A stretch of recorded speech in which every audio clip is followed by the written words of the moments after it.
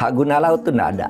Ini jelas pelanggaran hukum, pasti ada orang dalam, pasti itu pekerjaan oknum aparat. Pakar Hukum Tata Negara Mahfud MD meminta pemerintah mengusut masalah sertifikat hak guna bangunan HJB dan sertifikat hak milik SHM di perairan Tangerang, Banten, lewat jalur hukum. Pasalnya, ia meyakini ada orang dalam yang bermain-main atau melakukan praktik kolusi hingga terbit sertifikat tersebut. Dia menekankan, tidak mungkin sertifikat tersebut dimiliki tanpa bantuan oknum tertentu. Hal ini dikatakan Mahfud MD saat menjawab pertanyaan host Rizal Mustari di Siniar Terus Terang pada kanal YouTube Mahfud MD Official.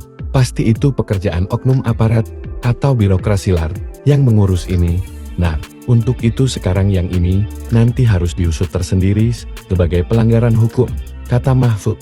Dikutip Rabu 22 Januari 2025. Menurut Mahfud, ia tidak berpendapat bahwa ini hanya pelanggaran administrasi karena kesalahan administrasi semata.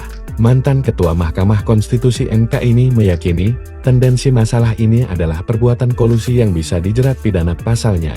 Sudah muncul kaveling-kaveling dalam HJB dan SHM yang diterbitkan. Berdasarkan penjelasan Menteri Agraria dan Tata Ruang ATR Kepala Badan Pertanahan Nasional BPN Nusron Wahid, ada 263 bidang tanah dalam bentuk HJB yang diterbitkan. Mantan Menteri Koordinator Bidang Politik, Hukum, dan Keamanan ini menuturkan tidak sulit untuk mengusut kasus sebesar ini. Pemerintah bisa mulai menelusuri siapa pihak yang menandatangani HJB dan SHM tersebut, sekaligus kantor BPN yang menerbitkan. Karena ada kantor yang disebut Pak Nusron itu tadi kan nyebut 263, itu kan berarti nama di situ, ada nomor, ada tanggal pasti, ada yang tanda tangan, iya kan? Di semua itu, nah mulai dari situ, tandasnya. Sebelumnya diberitakan, penemuan pagar laut ini bermula dari laporan yang diterima Dinas Kelautan dan Perikanan DKP Provinsi Banten pada 14 Agustus tahun 2024. Pagar laut ini menjadi sorotan karena diketahui tidak memiliki izin.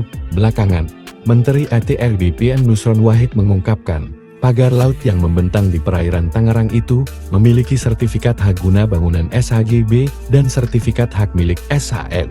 Namun, Nusron Wahid mengatakan, penerbitan sertifikat hak guna bangunan SHJB dan sertifikat hak milik SHM pagar laut di kawasan pesisir pantai utara Pantura, Kabupaten Tangerang, Banten, berstatus cacat prosedur dan material. Karena itu batal demi hukum.